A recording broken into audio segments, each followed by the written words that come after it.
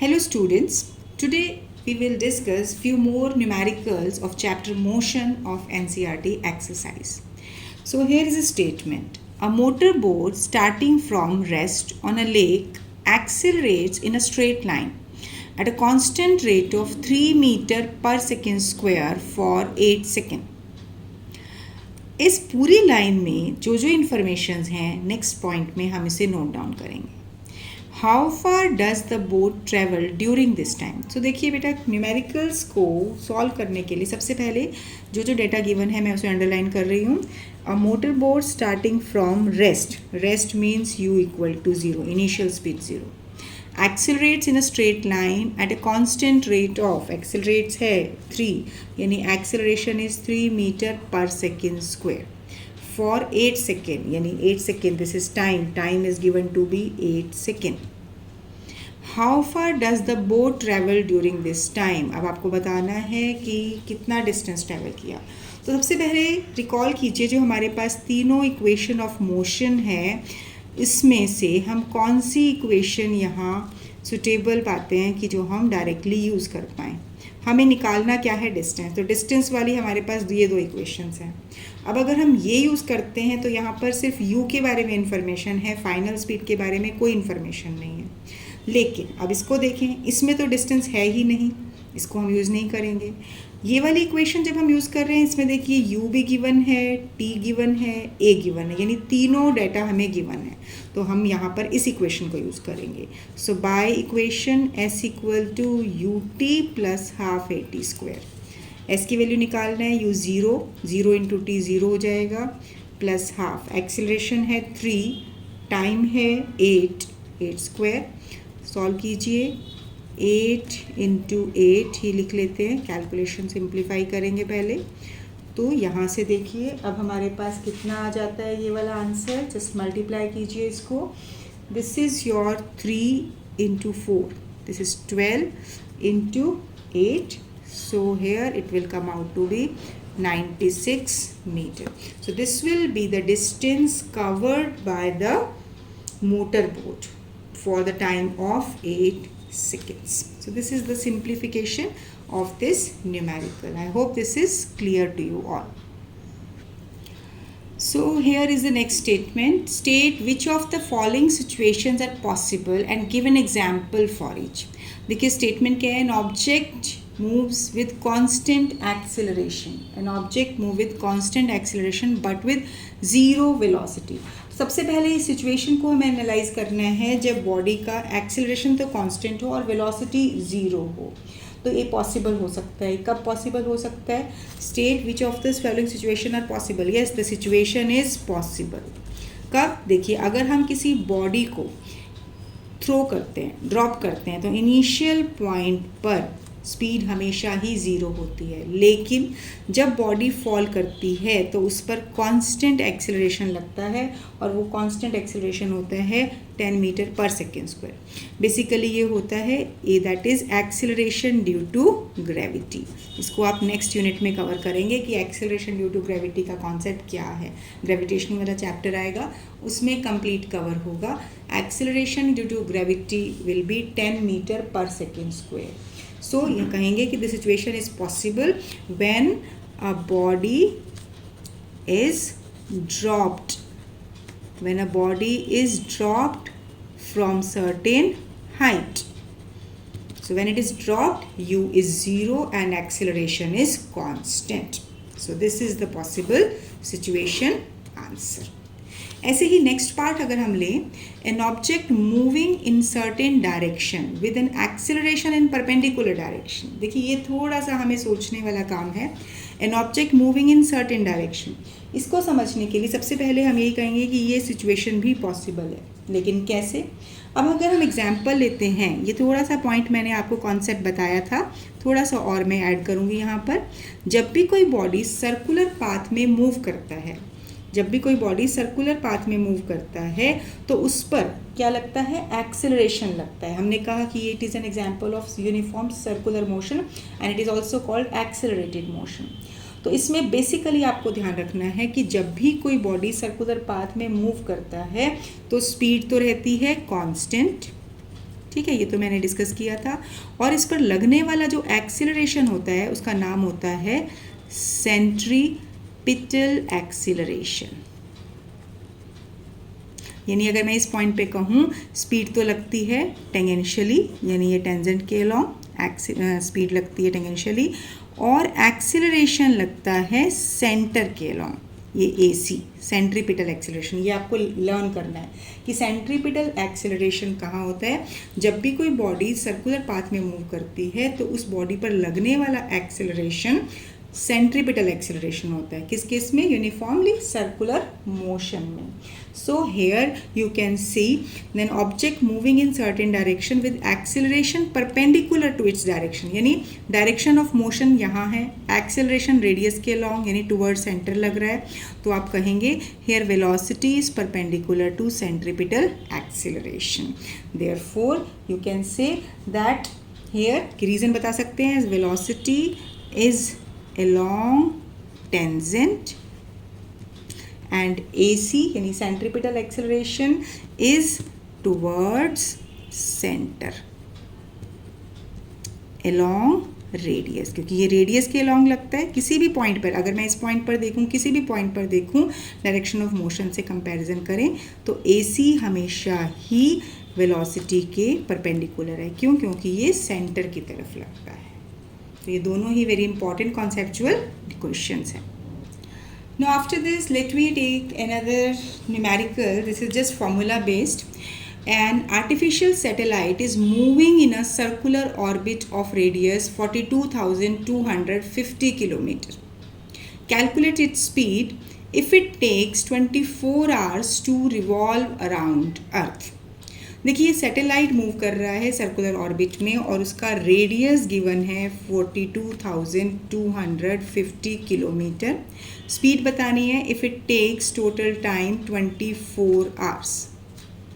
तो just simply हमें मालूम है स्पीड बताने का, स्पीड का फॉर्मूला है 2πr, क्योंकि सर्कुलर ऑर्बिट है तो लेंथ हो गई 2πr जो कि पेरीमीटर है ऑर्बिट का, 2πr/t.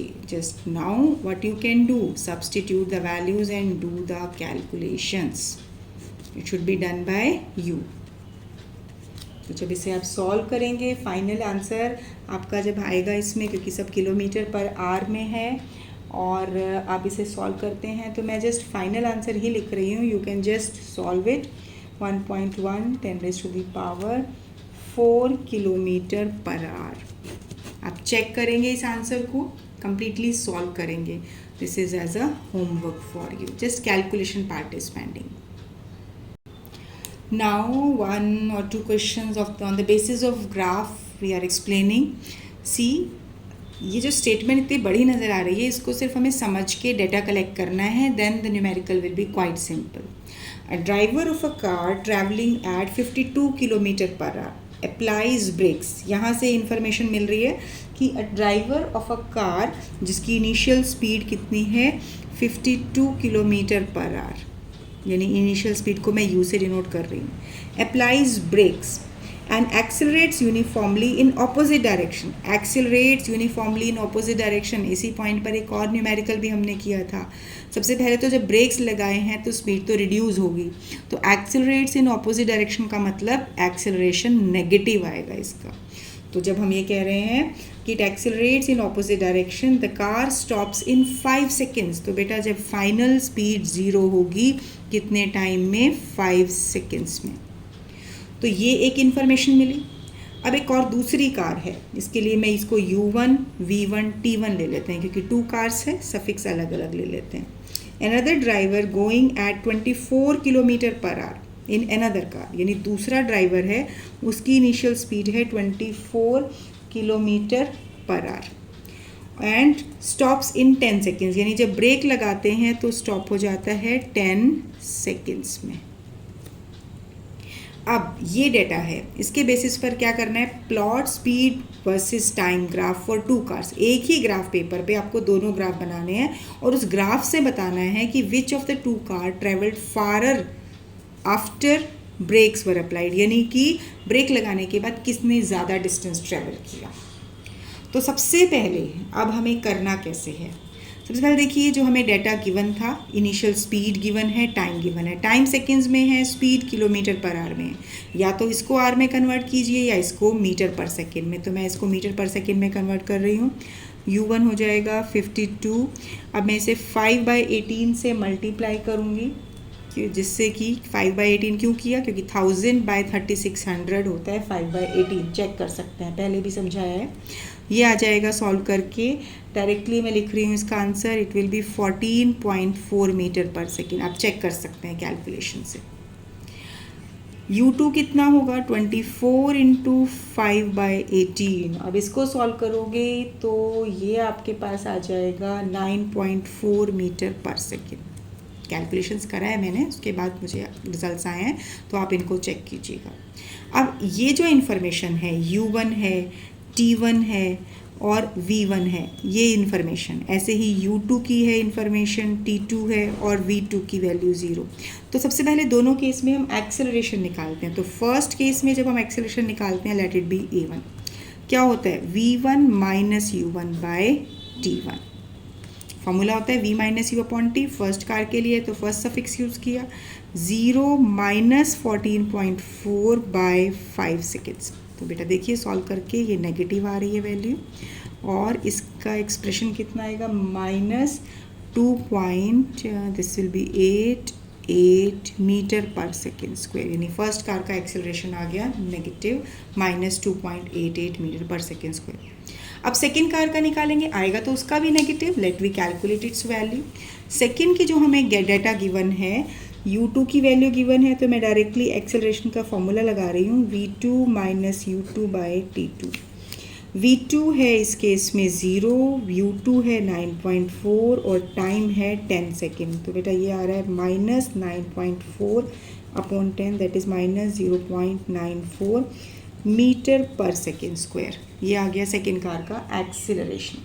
तो सबसे पहले दोनों की जो इन्फॉर्मेशन थी उससे हमने एक्सेलरेशन निकाल लिया है, ठीक है। अब हमें क्या करना है, तो यहाँ पर सबसे पहले हम यहाँ पे ग्राफ प्लॉट करना है, किस किस के बीच में, स्पीड टाइम। तो स्पीड टाइम ग्राफ के लिए सबसे पहले एक्सिस आप स्केल और पेंसिल से बनाएंगे इसको। यहाँ लेंगे हम स्पीड और यहाँ लेंगे टाइम। के बाद हमारे को कैलकुलेशन भी करनी है। अब देखिए स्पीड और टाइम लेने के लिए सबसे पहले हमें क्या गिवन है कि ये लिया ओरिजिन। अब स्पीड की मैक्सिमम वैल्यू कितनी है, एक केस में 14.4 है, अभी हमने जब ये कैलकुलेट किया, दूसरा 9.4 है। तो बेटा हम यहाँ स्पीड की मैक्सिमम वैल्यू 15 तक लेंगे। तो इसको मैं स्केल में डिवाइड कर रही हूँ, 2, 4। आप चाहें तो ग्राफ पेपर पे भी बना सकते हैं इसको, आप लोग बनाइएगा ही ग्राफ पेपर पे, जिससे आपको ड्रॉ करना कन्वीनियंट रहेगा, क्योंकि हर दो डिवीजन्स के बीच में 10 मार्क्स होते हैं ग्राफ पेपर पे। अब टाइम मैक्सिमम कितना है, 10 सेकेंड्स है, स्टेटमेंट में ही गिवन है। तो यहाँ पर हम टाइम लेंगे, यहाँ भी ले लेते हैं 2, 4, 6, 8, 10। आप चाहें तो 1, 2, 3 की टर्म्स में ले सकते हैं, स्केल की चॉइस आपकी होती है। अब देखिए सबसे पहले कार ए यानी वो स्टार्ट कर रहा है, तो उसकी इनिशियल स्पीड कितनी है, 14.4, यानी 14.4 यहाँ होगा स्टार्टिंग टाइम पर। और कितने टाइम के बाद ये रेस्ट पर आ गया, 5 सेकेंड्स के बाद। तो 5 सेकेंड इनके बीच में होगी वैल्यू, ये रेस्ट पर आ गया। सेकेंड कार की इनिशियल स्पीड कितनी थी, 9.4, यानी ये 9 होगा, तो थोड़ा सा ऊपर हम 9.4 ले लेते हैं। ग्राफ पेपर पे बनाओगे तो प्रॉपर डिवीज़न से आप लोगे। और 10 सेकेंड्स के बाद ये रेस्ट पर आ गया। तो बेटा जब आप इसको स्केल की हेल्प से ड्रॉ करेंगे, मिलाएंगे, मैं इसको वैसे ही करके दिखा रही हूँ जस्ट फ्री हैंड से, लेकिन आप लोग इसको स्केल से मिलाएंगे। It is advisable that you must join these by scale. तो यहाँ पर आपके पास ये ग्राफ्स आ रहे हैं, यानी फर्स्ट कार का ये हो गया, ये कार ए और ये कार बी, दोनों कार के ग्राफ आ गए। अब करना क्या है, आपको बताना है इन ग्राफ के बेसिस पर which of the two car have travel distance farther. तो देखिए ये स्पीड टाइम ग्राफ है, तो दोनों के केस में हम फॉर्मूला लगाएंगे, distance equal to area under speed time graph. तो फर्स्ट के लिए मैं S1 ले लेती हूँ। अब ये ट्राइंगल है, ट्राइंगल का एरिया क्या होता है, half into base into height, half into base into height. तो मैंने इसको नाम दे दिया, मान लो A, इसको B और इसको दिया C इंटू D। तो फर्स्ट के लिए मैं डिनोट कर रही हूँ, बेस कितना है, बेस हो गया OB और हाइट कितनी है OA। तो वैल्यू पुट कीजिए, हाफ OB है कितना यहाँ तक 5 है ना, 5 सेकेंड्स, और ये वाला है 14.4। तो ये हो जाएगा 5, ये हो गया 7.2, इसको लिख सकते हैं 5 इंटू 72/10। तो ये आ गया आपका 36 मीटर।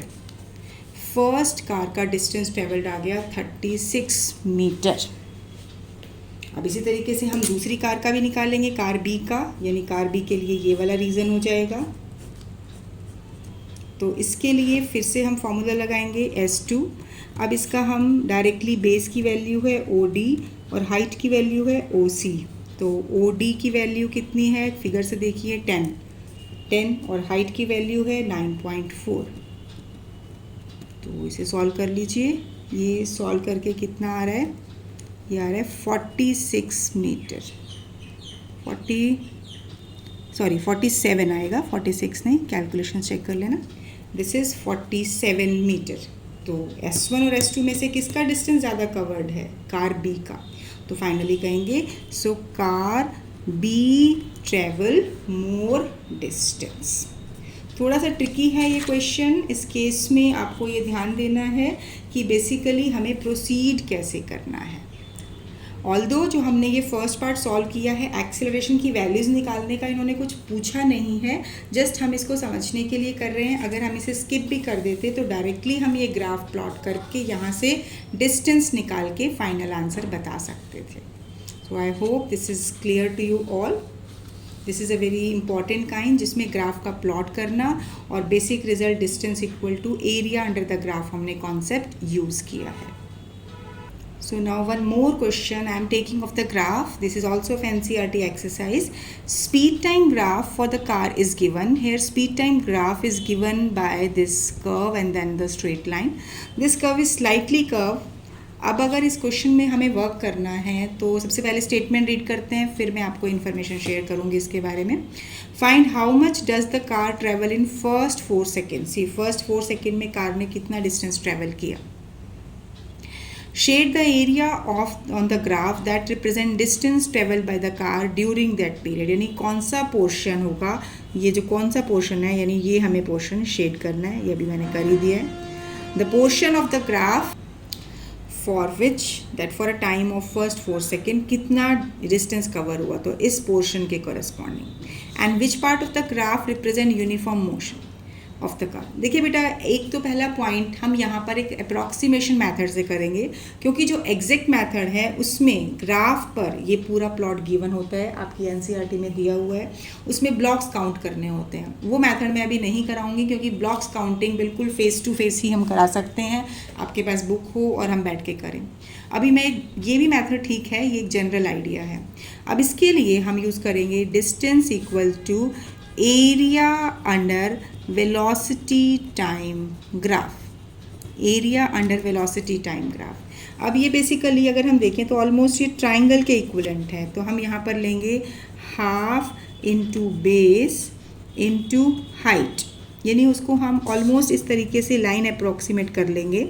अब यहाँ पर देखिए इसके करस्पॉन्डिंग यहाँ हाइट, यानी 4 सेकेंड के करस्पॉन्डिंग इसकी स्पीड कितनी है। यहाँ पर जब हमारे पास स्पीड आ रही है ये अप्रॉक्सीमेटली 6 के आसपास ही है, एग्जैक्टली 6 ही है, इसमें थोड़ा ड्रॉ करने में वेरिएशन है। तो अब यहाँ पर बेस कितना हो गया, half, base is 4 and height is 6। तो ये हो गया distance covered is 12 metre, distance covered is 12 metre. और शेड कहाँ से करेंगे, this is the shaded portion. I am again saying this is just approximation method, क्योंकि एक्चुअली तो ये कर्व है, बट क्योंकि हम ग्राफ के ब्लॉक्स की टर्म्स में बात नहीं कर रहे हैं तो हम इसको स्ट्रेट लाइन की टर्म्स में लेके तो यहाँ पर एरिया ऑफ ट्राइंगल लगा देते हैं। अब बोला है which part of the graph represent uniform motion of the car. Uniform motion का मतलब क्या होता है, देखो this was part A and this is part B. Uniform motion means speed remain same. तो देखिए ग्राफ में देखिए स्पीड सेम, तो आप ग्राफ में देखिए स्पीड कांस्टेंट कौन से पोर्शन में है। तो अगर हम देख रहे हैं यहाँ से लेके ये पोर्शन, देखो अब एक्चुअली जो मैंने ग्राफ प्लॉट किया हुआ है उसमें स्पीड यहाँ 4 सेकेंड के बाद, यानी 4 सेकेंड के बाद ये कांस्टेंट है, यानी एक्चुअली ये जो ग्राफ आपकी बुक्स में प्लॉट किया हुआ है ना, ये कुछ इस तरीके से है। अब यहाँ पर ये 4 सेकेंड है और उसके बाद यहाँ पर ये इंक्रीज़ होके थोड़ा सा कांस्टेंट होना शुरू हुआ है, ये 6 सेकेंड है और फिर यहाँ 10 सेकेंड तक है। तो ये ग्राफ पे डिपेंड करता है कि ग्राफ पे आपको किस तरह का ग्राफ गिवन है। अगर इस ग्राफ के अकॉर्डिंग मैं बात करूँ जो मैंने फिगर में ड्रॉ किया है, तो इस केस में आप कहेंगे दैट, क्योंकि यहाँ पर क्या लग रहा है 4 सेकेंड के बाद इसकी वैल्यू कांस्टेंट है, तो आप कहेंगे after 4 second speed is same. So the graph will be, which part of the graph represent uniform motion after 4 second. लेकिन मान लो अगर ग्राफ में 4 सेकेंड के बाद स्लाइट इंक्रीज दिखाया हुआ, तो वहाँ पर फिर आप कहेंगे 6 सेकेंड के बाद। तो ये देख लेना कि बुक में इस तरीके से थोड़ा सा चेंज दिखाया हुआ है, जो मैंने ग्राफ बनाया है उसमें 4 सेकेंड्स के बाद ही यूनिफॉर्म मोशन, इससे कोई वेरिएशन नहीं है। जो फिगर आपको गिवन है आपको उस फिगर के अकॉर्डिंग वर्क करना है। ग्राफ वाले क्वेश्चन इस तरह से कम ही आते हैं, बट आपको बेसिक मेथड एनसीईआरटी में गिवन है, इसीलिए we have covered this. So just revise all the concepts of this chapter, practice all the numericals with extra questions from reference books. It will give you more confidence. Thank you. Have a nice day.